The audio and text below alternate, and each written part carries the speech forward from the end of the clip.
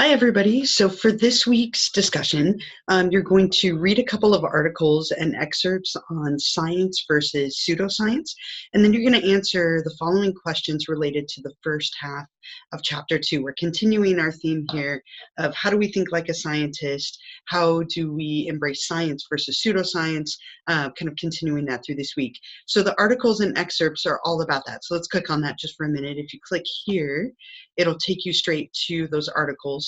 It's three short excerpts or sections from an article.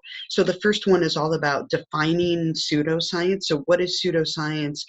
Where does it come from? What are some issues with defining or distinguishing between science and pseudoscience? Also talks a little bit about the demarcation problem, something you'll see in the discussion. The second one is a little bit more related to that demarcation problem of science versus pseudoscience, how we can view it, and maybe kind of recognizing some elements of it.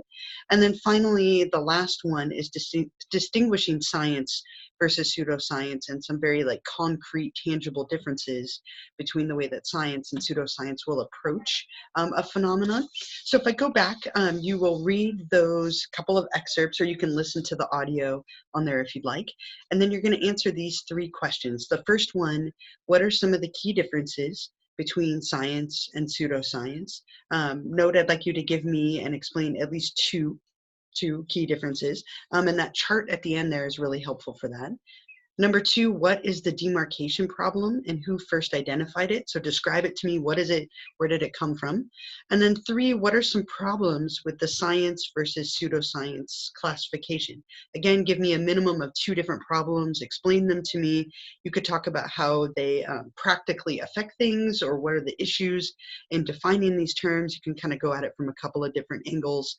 All of the answers to these are going to be in the articles right here, and you can also reference back to the book and the lecture. So I look forward to reading your responses and continuing to think about this theme of science versus pseudoscience.